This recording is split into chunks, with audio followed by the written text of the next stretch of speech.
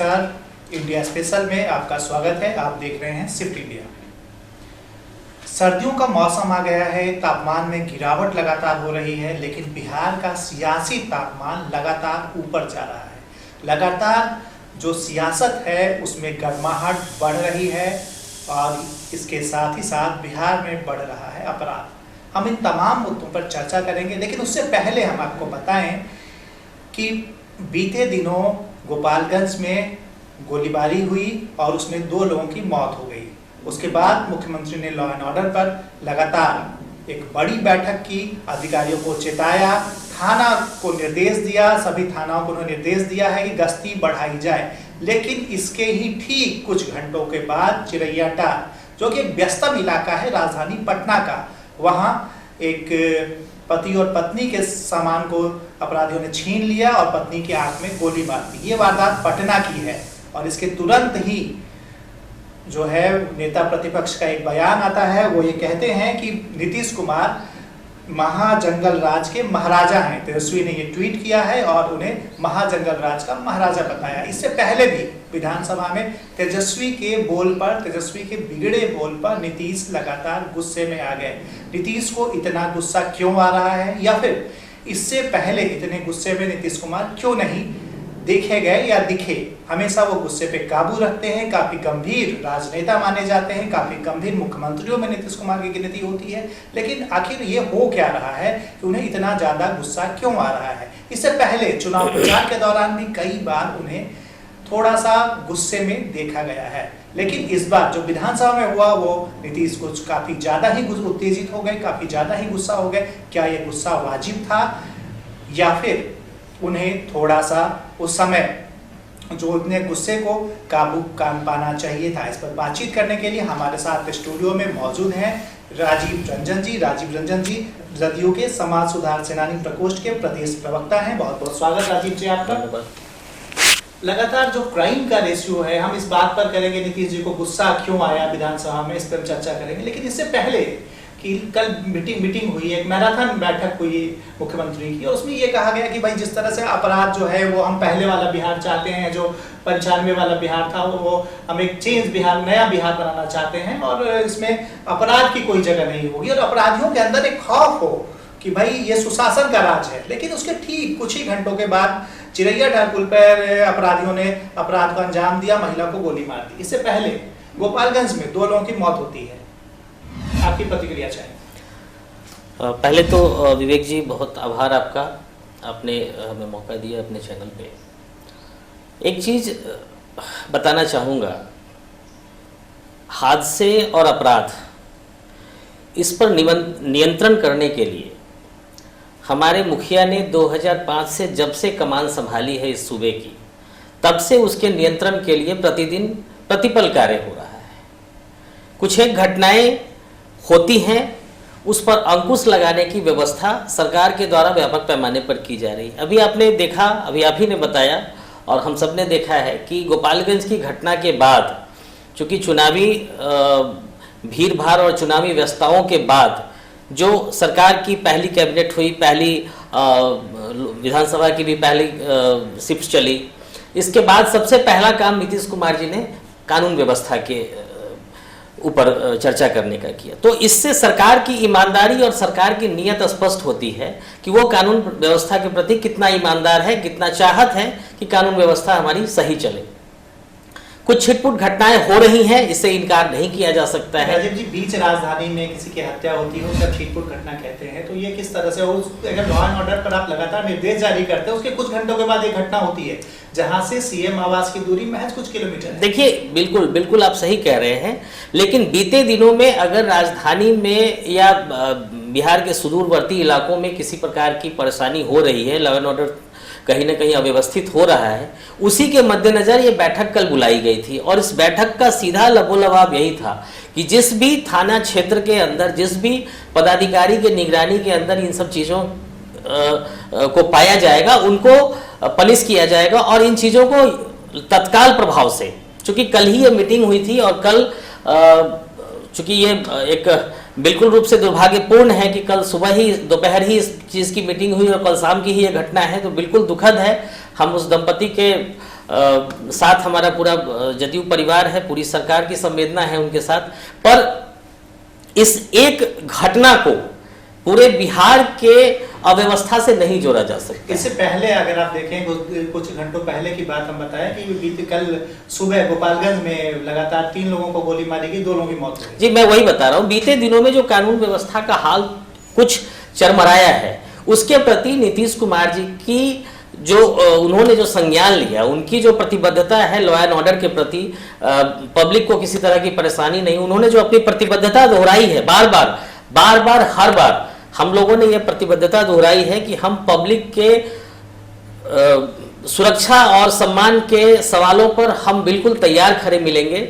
जो परेशानियां कानून व्यवस्था के तहत दिखाई पड़ रही थी, आप समझिए एक मुख्यमंत्री को कानून व्यवस्था के लिए बड़ी बैठक करनी पड़ी है, इसका मतलब वो कितने उसके प्रति मतलब क्या कानून व्यवस्था इतनी लचर हो चुकी है? आपने भी कहा कि थोड़ी ढुलमुल स्थिति हुई है अभी। नहीं, मैंने ये नहीं कहा है कि भाई जो अभी तेजस्वी का बयान आया कि महाजंगल राज के महाराजा हैं। देखिए, अब तेजस्वी को तो अब देखिए, अब तेजस्वी और नीतीश कुमार जी की बात अगर आप मिलाते हैं तो मुझे तो नहीं लगता है कि तेजस्वी डिजर्व करते हैं कि नीतीश कुमार जी के सवालों पर और नीतीश कुमार जी के सामने में उनकी कोई चर्चा हो।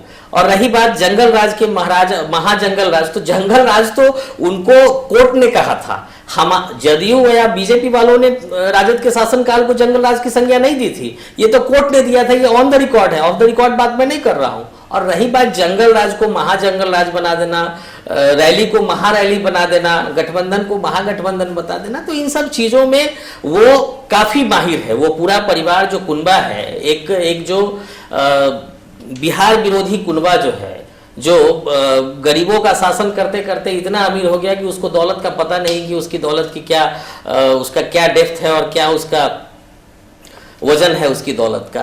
तो वो आदमी अगर कानून व्यवस्था और भ्रष्टाचार पर बोलता है तो मुझे लगता है ये बिल्कुल भी वाजिब नहीं है। और रही बात तेजस्वी की, तो वो अज्ञानता बस बचपने में जो काम कर रहे हैं, ठीक है, नेता प्रतिपक्ष हैं और अभी सबसे बड़ी पार्टी के रूप में भी चुन के आई है उनकी पार्टी जो है, और आप उसे बचपना में किस तरह से ले सकते? तो आप बताएं, आप तेजस्वी के बयानों को अगर आप गौर से सुनते हैं तो उस बयान को बिल्कुल भी बचकाना ही कहा जाएगा ना। आप समझें, आप उन्होंने जिस तरह के शब्दों का इस्तेमाल, हम मानते हैं वो नेता प्रतिपक्ष हैं, वो सदन के नेता के समकक्ष बैठने की स्थिति में है, पर क्या मर्यादा भी कोई चीज नहीं होती है? क्या मर्यादा भूलना चाहिए क्या? वो इस चीज को वो कैसे भूल सकते हैं कि नीतीश कुमार जी की हैसियत राजनीति में और बिहार के अंदर क्या है? हम ये इनकार नहीं करते हैं, जनता ने उन्हें जनादेश दिया है तो ठीक है, जैसे भी जनादेश मिला है अच्छी बात है। इसका ये मतलब थोड़ा ही नहीं कि मैं मर्यादा भूल जाऊं। जैसे भी जनादेश मिला है का मतलब नहीं, जनादेश मिला है, जैसा भी जिस भी कारण से जनादेश मिला है, मैं ये कहना चाह रहा हूँ, जिस भी कारण से जनादेश मिला है, जिन भी सवालों पर 75 की संख्या उनकी हुई है, जनता का आदेश है, हम लोग इसको स्वीकार करते हैं। बावजूद इसका ये मतलब 200 सीट से अधिक आई थी बीजेपी और जदयू के गठबंधन को, लेकिन कहाँ नीतीश जी के बिगड़े बोल थे? नीतीश जी ने तो कभी लालू जी के प्रति बिगड़े बोल नहीं दिखाए। लेकिन अधजल गंदी छलकत जाए वाली जो कहावत है, वो इन सब जैसे नेताओं पे फिट बैठती है कि समझना बूझना कुछ नहीं है और चीजों को तोड़ मरोड़ कर पेश करना है, गलत तरीके से पेश करना है। बातों को बोलने के तरीके कई होते हैं, लेकिन लहजे से आपके संस्कार का पता चलता है, जिसका दूर दूर तक उन लोगों से कोई वास्ता नहीं है। तेजस्वी के बिगड़े बोल पर नीतीश को किस तरह से गुस्सा आया, इस पर हम चर्चा करेंगे, लेकिन उससे पहले हम दर्शकों को ये दिखाते हैं कि आखिर किस तरह से तेजस्वी के बिगड़े बोल किस तरह से विधानसभा में रहे और नीतीश कुमार इतने गुस्से में कैसे आए। पहली बार नीतीश कुमार किसी ने इतने गुस्से में देखा। एक बार आप लोगों ने कई बार ये वीडियो देखा होगा, लेकिन एक बार हमारी गुजारिश है, एक बार फिर से इसे देखिए कि किस तरह से नीतीश कुमार अपना आपा खो बैठे और किस तरह से सबसे ज्यादा गुस्से में दिखे नीतीश कुमार। ये वीडियो हम आपको दिखा कि आपके तो एक बेटे हैं, मुख्यमंत्री जी के एक बेटे हैं, और है कि नहीं है ये तो वही बताएंगे। गंभीर मसला है, मुख्यमंत्री पे हत्या का मुकदमा चला, मुख्यमंत्री को जुर्माना देना पड़ा, क्या हमने गलत बोला है? महोदय एक बात तो बैठ जाइए, आप बैठ जाइए। नेता प्रतिपक्ष बकवास ही बोल रहा है, बैठ जाइए। नेता प्रतिपक्ष बैठ जाइए। ऐसी बात है तो आप जांच करवाइए और इसके खिलाफ कार्रवाई होगी। ये झूठ बोल रहा है।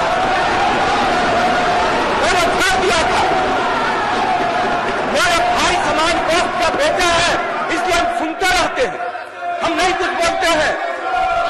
और इसके पिता को किसने बनवाया था? लोकदल में विधायक दल का नेता, ये पता है? इसको डिप्टी चीफ मिनिस्टर किसने बनाया था? और जब इस पर आरोप आया, हमने कहा एक्सप्लेन करो। जब एक्सप्लेन नहीं किया तब हमने छोड़ दिया।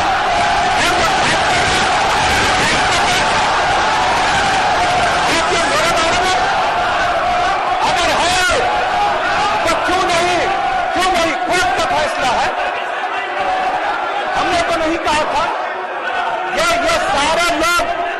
सारे लोग एक एक बात को जानते हैं, कौन नहीं जानता है?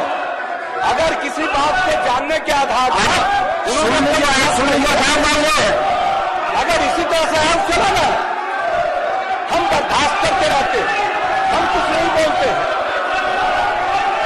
क्यों नहीं एक्सप्लेन किया था? क्यों नहीं 17 में एक्सप्लेन किया था? आज चार्जशीटेड है, शांति बनाइए माननीय सदस्यगण। ये सब बर्दाश्त के बाहर आपने डिमांड किया तो माननीय मुख्यमंत्री जी नेता सदन बोले, और जब बोलने लगे तो आप लोग घर से सुनते नहीं हैं। बर्दाश्त नहीं किया जा सकता है। आप शांति से सुने, यही वक्तव्य की मांग आपने कर रहे थे। अरे क्या कर रहे हो? क्या बर्दाश्त करेगा? हम तुमको जानते नहीं। तो अभी आपने देखा कि नीतीश कुमार कितने गुस्से में आ गए तेजस्वी के कुछ बयानों पर। तेजस्वी ने जो बिगड़े बोल थे उस पर नीतीश कुमार आपा खो बैठे और जरूरत से ज्यादा गुस्से में आ गए। हमारे साथ मौजूद हैं प्रवक्ता जदयू के राजीव जी, आपका फिर से स्वागत है। और ये हम इतने गुस्से में नीतीश कुमार पहली बार दिखाई दिए, क्या उन्हें गुस्से पे काबू रखना चाहिए था? अगर तेजस्वी ने कोई बचकानी हरकत की है तो एक अभिभावक के तौर पे हैं, वो अपने खुद को चाचा बताते रहे हैं और वो भतीजा बताते रहे। भतीजे की गलती पर क्या चाचा को इतना गुस्सा में आना चाहिए? अगर बच्चा गलती करे तो कभी दुलार से, कभी पुचकार से और कभी डांट से भी उसको समझाना पड़ता है। लेकिन जब बच्चा वेरी सॉरी टू से बचकानी हरकत और गलती से ऊपर उठ करके मर्यादा भूल जाए, तमीज भूल जाए, तब अभिभावक को उस पर गुस्सा ही करना चाहिए। या अगर मैं तो कहता हूं ऐसे इस तरह के ओछे बयान पर उन्हें तो सदन से बाहर चला जाना चाहिए था। गलती की स्वीकारोक्ति होनी चाहिए थी, उन्हें क्षमा याचना करना चाहिए था। अगर गलती से उनके मुंह से कुछ निकल गया, तेजस्वी को इस बात के लिए क्षमा मांगनी चाहिए थी कि हाँ, हमारे मुंह से ये अचानक निकल गया। और आप समझे, नीतीश कुमार जी जो इतने संवेदनशील नेता है, संयम और धैर्य के प्रतिमूर्ति के रूप में नीतीश को हम जानते हैं, और उनको अगर गुस्सा आता है तो आप समझें इस चीज को। और चूंकि सदन में भीड़ काफी थी, आवाजें बहुत आ रही थी, तो वो उन्होंने जो बात कही, आवाज में निश्चित रूप से एक दम था, आवाज मजबूत थी इसलिए। लेकिन ऐसा कुछ नहीं है कि उन्होंने आपा खोया। उन्होंने सदन में उस बात का प्रतिकार किया, अपने ऊपर जो आरोप लगे उसको उन्होंने चैलेंज किया कि आप उसको चैलेंज करो, ठीक है आवाज। लेकिन जिस तरह से लगातार गुस्से में आए, क्या प्रतिकार दूसरे रूप में नहीं रखा जा सकता जिस तरह से नीतीश कुमार रखते आए हैं? इससे पहले भी सदन में लगातार उन्होंने तेजस्वी को कई बार उनके सवालों का जवाब दिया। देखिए ये बिल्कुल जिस तरह से आए हैं, तो क्या लगता है कि जो राजनीति के जानकार हैं वो कहते हैं कि कहीं न कहीं नीतीश एक अलग दबाव में चल रहे हैं या प्रेशर में चल रहे हैं? किस बात का दबाव हो सकता है नीतीश कुमार जी के ऊपर? आप समझे, नीतीश कुमार जी को पिछले 15 वर्षों में बिहार की जनता ने सिर माथे पे बैठाने का काम किया है। आज भी अगर इतने सारे सीट्स के बावजूद, बीजेपी के कद्दावर नेताओं की उपस्थिति के बावजूद, बीजेपी ने नीतीश कुमार जी को मुख्यमंत्री का कैंडिडेट पहले भी माना था और आज भी माना है। तो इस चीज़ को बताने और जताने की ज़रूरत नहीं है कि नीतीश जी आज की तारीख में सर्वश्रेष्ठ नेता हैं बिहार के अंदर।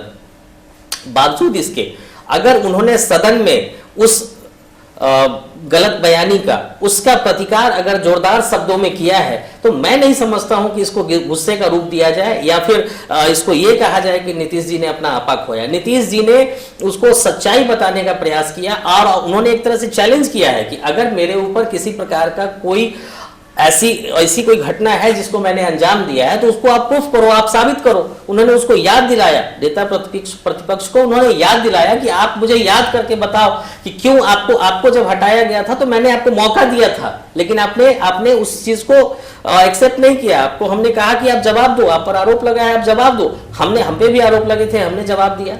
लेकिन इतने गुस्से में मुख्यमंत्री को इससे पहले कभी किसी ने नहीं देखा। हम लोग कई बार विधानसभा लगातार हम कवर करते रहे, लेकिन ये नहीं दिखा कि मुख्यमंत्री हमेशा शालीन व्यवहार होता रहा। लेकिन इस बार आप समझे एक शालीन, वो क्या कारण रहा कि इतना गुस्सा एक शालीन व्यक्ति अगर किसी कारण से आपकी भाषा में आपके कहने के अनुसार अगर वो बहुत गुस्से में थे, तो आप समझें इस चीज को कि एक शालीन व्यक्ति जिसने जीवन भर विनम्रता का पाठ पढ़ा और पढ़ाया है, उस व्यक्ति के ऊपर इस तरह उसका इस तरह से प्रहार करना ये कितना दुखद होगा उस व्यक्ति के लिए, कितना हृदय विदारक होगा उस व्यक्ति के लिए, जब एक सामने का जिसको भतीजा माना गया था किसी समय में, और आज भी उन्होंने कल भी मुख्यमंत्री जी ने उतने प्रेशर के बावजूद भी कहा कि भाई समान दोस्त का बेटा है इसलिए हम सुनते हैं। तो आप समझे कि उस मर्यादा को तार तार करने वाले जो शब्द थे, उस शब्द भेद जब शब्दों ने उनका छाती छला होगा, छाती भेदा होगा, तो कितना बुरा लगा होगा उनका। तो मुझे लगता है कि जितनी बड़ी बात तेजस्वी ने बचपने में कहें या फिर बरगोलेपन में कही है, उस मुताबिक नीतीश जी का जो प्रतिकार था, नीतीश जी का जो पलटवार था, वो मुझे नहीं लगता है कि उस हद तक था जितना कि उनको होना चाहिए था।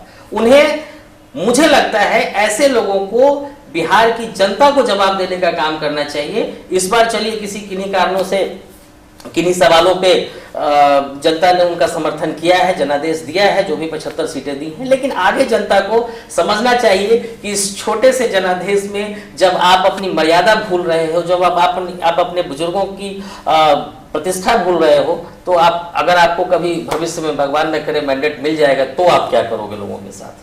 तो मुझे लगता है नीतीश जी का प्रतिकार, नीतीश जी ने जो पलटवार किया, वो आवाजें बुलंद जरूर थी, चूंकि सदन में शोर का माहौल था, तो जोर से बोलने पर ही वो आवाज लोगों तक पहुंच सकती थी। तो इसको बिल्कुल भी ये नहीं समझा जाए कि ये बहुत गुस्से में थे। उन्होंने अपने ऊपर लगे आरोप का जोरदार खंडन किया। यानी कि नीतीश जी उस समय गुस्से में नहीं थे? नहीं, ये मैं बिल्कुल नहीं कह रहा हूं कि वो गुस्से में नहीं थे, लेकिन जो आपने स्वाभाविक है विवेक जी, आप पर अगर व्यक्तिगत तौर पे कोई ओझा बहुत छोटा, जो आपसे उम्र में भी बहुत छोटा हो और जो आपसे बहुत सारे मोर्चे पर जिसने आपसे सीखा है, वो व्यक्ति अगर किसी पूर्वाग्रह से ग्रसित होकर या फिर किसी न किसी गंदी सोच के तहत अगर इस तरह का व्यवहार करता है, तो निश्चित रूप से दुख होना स्वाभाविक है। और दुख और गुस्सा, जब आदमी दुख में कुछ बोलता है तो स्वाभाविक तौर पे वह आवाज बुलंद होती है। लोग उसे कोई गुस्से का रूप देते हैं, कोई उसे प्रतिकार का रूप देते हैं। तो हम समझते हैं, हमारी सोच है कि यह एक प्रतिकार था, जो एक बचकाने हरकत का जवाब था, जो तेजस्वी जी को नहीं करना चाहिए था। तो कहीं न कहीं जदयू का जो पक्ष है वो है कि तेजस्वी ने जिस तरह से बिगड़े बोल तेजस्वी ने कहे, उसे काफी दुख पहुंचा है, और ये जो गुस्सा था नीतीश जी का, ये उसी गुस्से का प्रतिकार था। हम फिर चर्चा करेंगे, और इसके साथ ही साथ लॉ एंड ऑर्डर की जो बिगड़ी हुई स्थिति है, हम कामना करेंगे कि स्थिति बिहार में खत्म हो और लॉ एंड ऑर्डर बेहतर हो सके। फिलहाल इस चर्चा में बस इतना ही। आपने बहुत समय दिया, हमारे स्टूडियो में आए, इसके लिए आपका बहुत बहुत शुक्रिया।